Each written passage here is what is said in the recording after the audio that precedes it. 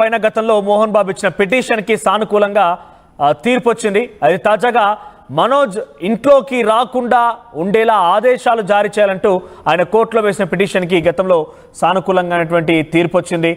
అయితే ఆ తీర్పును ఇప్పుడు కొట్టిపారేస్తూ ఎల్బీనగర్ కోర్టు మరోసారి నిర్ణయం తీసుకుంది. అయితే ఈరోజు మరోసారి విచారణ జరిగింది. ఈ విచారణలో అటు మనోజ్ తరపున న్యాయవాది ఆ తీర్పుని ఇవ్వడం కోసం ఏకంగా న్యాయస్థానాన్నే మోహన్ బాబు తప్పుదో పట్టించారంటూ పలు కీలకమైనటువంటి ఆధారాలని కోర్టులో ప్రొడ్యూస్ చేశారు. ఈ నేపథ్యంలోనే ఆ ఆధారాలతో ఏకీభవించినటువంటి ఎల్బీనగర్ కోర్టు ఆ నిర్ణయం తీసుకుంది.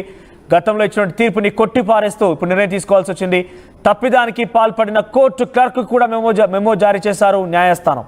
సో గతంలో జల్పల్లి ఫామ్ హౌస్ విషయంలో ఆ వివాదం సంబంధించి మీ అందరికీ తెలిసిందే. జల్పల్లి ఫామ్ హౌస్లోకి తన కుమారుడైనటువంటి మనోజ్ని రాకుండా ఉండాలని చెప్పి మంచు మోహన్ బాబు అటు ఫిర్యాదు చేశారు, పిటిషన్ దాఖలు చేశారు కోర్టులో. ఆ పిటిషన్ విచారించినటువంటి కోర్టు రాకుండా ఉండాలి, ఇది మోహన్ బాబు వ్యక్తిగత ఆస్తి అని చెప్పి చాలా క్లియర్గా నిర్ణయం తీసుకొని మనోజ్ని రాకుండా ఉండే విధంగా ఆదేశాలు జారీ చేశారు. కానీ మరోసారి విచారణ జరిగింది. ఆ విచారణలో ఈసారి మనోజ్ తరపు న్యాయవాది మోహన్ బాబు అటు కోర్టును సైతం తప్పుదో పట్టించి ఈ రకమైన తీర్పు తీసుకొచ్చుకున్నాడని చెప్పి పలు కీలకమైన ఆధారాలను సమకూర్చింది, అక్కడ సమర్పించారు. ఆ కీలకమైన ఆధారాలను ఉదాహరణగా తీసుకున్నటువంటి ఎల్బీనగర్ కోర్టు మరోసారి గతంలో ఇచ్చినటువంటి తీర్పును కొట్టి పరిస్థితి తీసుకుంది. ఈరోజు తాజాగా ఉదయాన్నే మీరు చూస్తే కనుక విజువల్స్ చూడండి, సెకండ్ బాక్స్లో కింద కనబడుతున్న విజువల్స్లో ఉదయాన్నే జల్పల్లి ఫామ్ హౌస్ దగ్గరికి వెళ్ళిపోయి తనని లోపలికి అనుమతించాలి, కోర్టు ఆర్డర్ ఉంది, పోలీసులకు చూపించాను. గతంలో ఆ పిటిషన్కి సంబంధించి తీర్పుని కొట్టి పారేస్తే ఎల్బీనగర్ కోర్టు నిర్ణయం తీసుకుంది. ఆ నేపథ్యం లోపలికి అనుమతించాలంటే ఏకంగా ఆ ఫామ్ హౌస్ గేట్ ముందర కింద ఒక తిష్ట వేసుకొని మంచు మనోజ్ అక్కడే కూర్చొని పోయారు. చాలాసేపు అక్కడే ఆయన ఒక రకంగా దీక్ష చేపట్టారని కూడా చెప్పొచ్చు. సో అక్కడే చాలాసేపు కూర్చొని పోయారు, కానీ లోపలికి నుంచి ఎవరు బయటకు రాలేదు, అనుమతించలేదు. ఈ నేపథ్యంలో అక్కడ కొంత రసభాస కూడా చోటు చేసుకుంది, హైటెన్షన్ నెలకొంది. ఆ తర్వాత మంచు మనోజ్ వెళ్ళి నార్సింగ్ పోలీస్ స్టేషన్లో ఫిర్యాదు ఇచ్చాడు.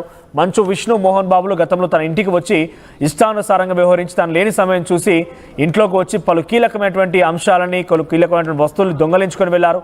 తన కారును కూడా ధ్వంసం చేశారు.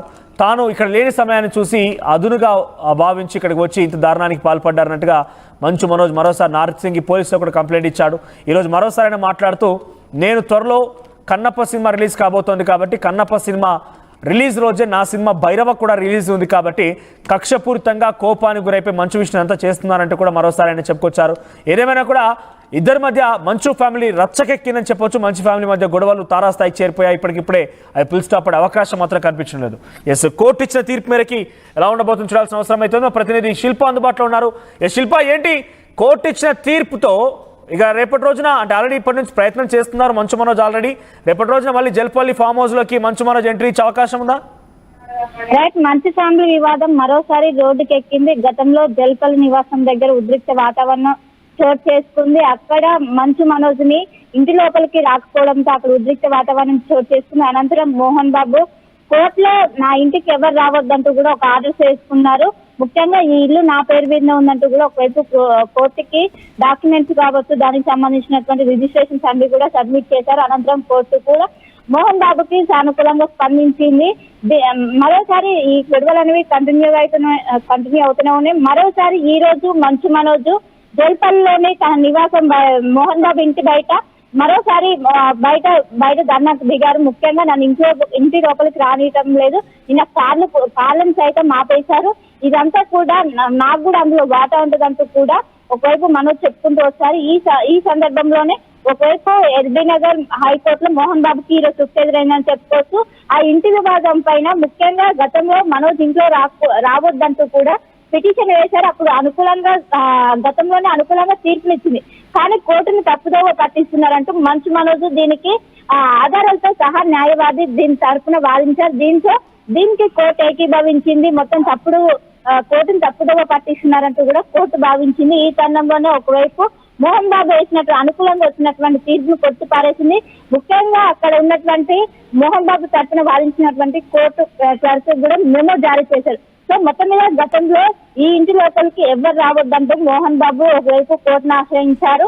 ఎట్టి పరిస్థితుల్లోనూ మనోజ్ ఇంటి లోపలికి వచ్చేయలేదంటూ కూడా ఇంటికి సంబంధించినటువంటి రిజిస్ట్రేషన్స్ కావచ్చు, దాన్ని కూడా కోర్టుకి సబ్మిట్ చేశారు. అనంతరం అనుకూలంగా తీర్పు వచ్చింది.